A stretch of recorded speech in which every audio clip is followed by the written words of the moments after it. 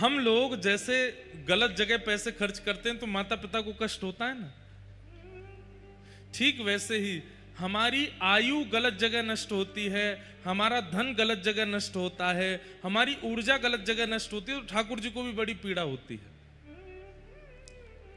उम्र हो गई हमारी 25-26 साल की और उल्टे सीधे कामों में जब हम अपनी युवावस्था व्यतीत करते हैं, ठाकुर जी को बड़ी पीड़ा होती है।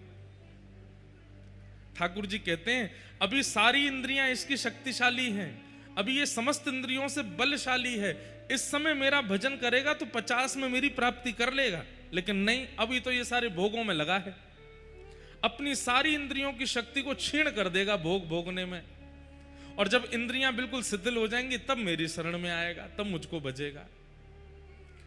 इसलिए आपका जब समय, आपकी युवावस्था, आपकी आयु, आपका धन जब गलत स्थान पर व्यय होता है, ठाकुर जी को बहुत पीड़ा होती है।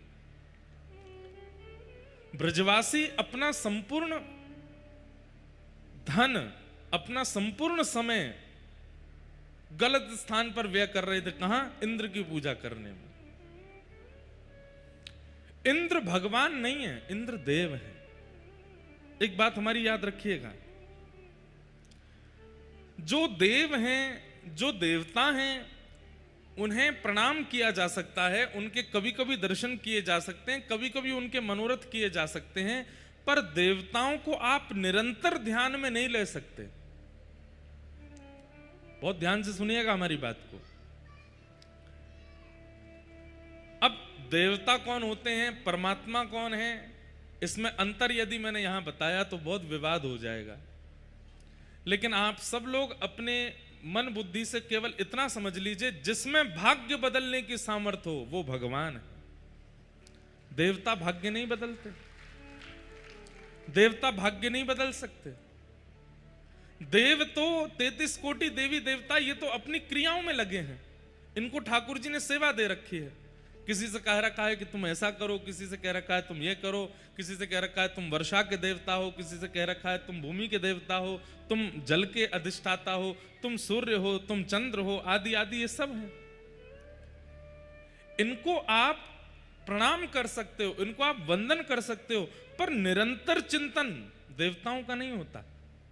अब आप जपने लग जाओ इंद्रदेव इंद्रदेव इंद्रदेव इंद्रदेव इंद्रदेव इंद्रदेव, कोई फल नहीं मिलेगा आपको। ऐसे ही आप जपने चंद्रदेव चंद्रदेव, सूर्यदेव सूर्यदेव, हां सूर्य को नित्य प्रणाम करना चाहिए, चंद्र को नित्य प्रणाम करना चाहिए, पर ध्यान और निरंतर जाप और स्मरण वो भगवान का होता है, वो देवों का नहीं होता। देवों को प्रणाम किया जाता है। जैसे हम घर से बाहर निकलते हैं, सामने जो भी बड़े बूढ़े आए सबको प्रणाम करते हैं, लेकिन रहेंगे तो अपने माता पिता के ही ना। ऐसा थोड़ी होता है कि सामने जो भी श्रेष्ठ आ गए, अच्छा हमारे पिताजी तो कम पैसा वाले हैं, आप ज्यादा पैसा वाले हो, हम आपके पास ही रहेंगे, ऐसा थोड़ी होता है।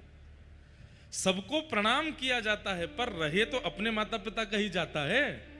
ऐसे ही हमारे माता पिता कौन है? साक्षात भगवान। हम कोई आपके चित्त में भेद प्रकट नहीं करना चाहते कि इनके प्रति भेद रखो, इनके प्रति भेद रखो, पर हम बस इतना कहना चाहते हैं कि देव नित्य आराधन के लिए नहीं होते, कभी कभी प्रणाम के लिए होते।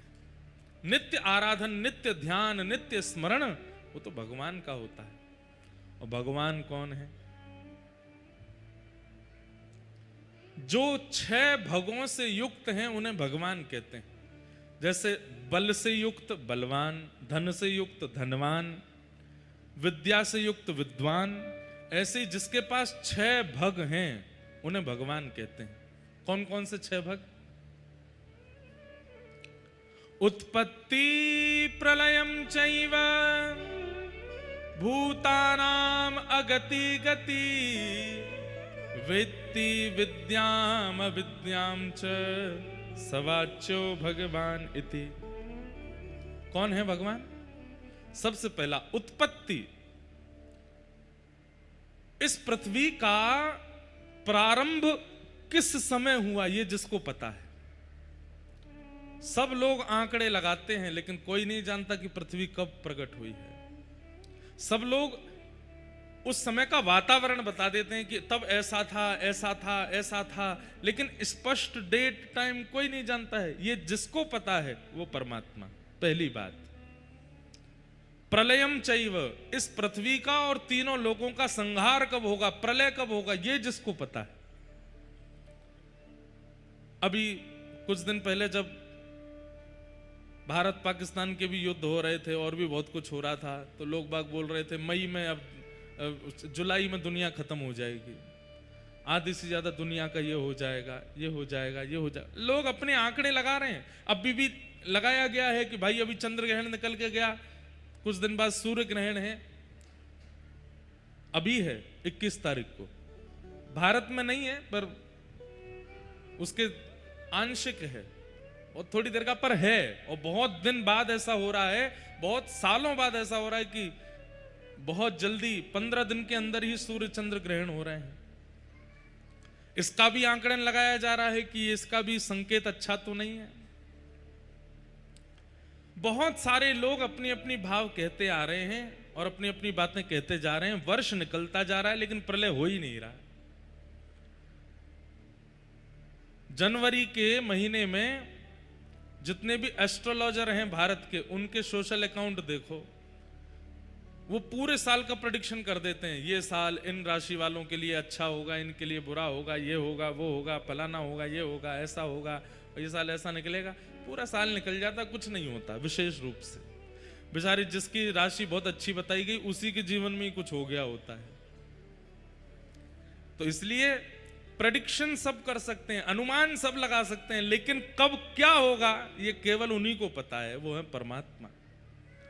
उत्पत्ति प्रलयम चैव, जो उत्पत्ति की तिथि जानते हैं और प्रलय की तिथि जानते हैं, कब होगा प्रलय। अच्छा, एक और बात, मानो किसी ने बिल्कुल 100% प्रेडिक्शन कर दिया कि इस साल के इस महीने के इतने बजे प्रलय हो जाएगा। मानो ठाकुर जी ने भी सोच रखा हो कि इसी साल के इतने बज के इतने मिनट पे मुझे प्रलय करना हो, किसी ने कह भी दिया कि ठाकुर जी इसी दिन करेंगे। ठाकुर जी के मूड के ऊपर कह देंगे नहीं अब नहीं करना, 4 दिन बाद करूंगा अब तो। क्यों? उनके लिए परिभाषा लिखी जाती। भगवान कौन है? कर्तुम अकर्तुम अन्यथा कर्तुम समर्थ ईश्वर, जो करने वाली वस्तु को भी ना करे और ना करने वाली वस्तु को भी कर दे। जो करने में समर्थ है उसको ना करे और जो करने में असमर्थ है उसको कर दे।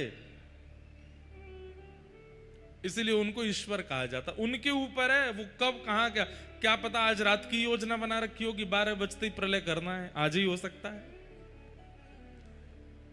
तो जिन्हें एग्जैक्ट डेट पता है उत्पत्ति की और प्रलय की, दो बात, उत्पत्ति प्रलयम चैव भूतानाम अगति गति, हम सब मानवों की, हम सब जीवों की गति और अगति जिनको पता है।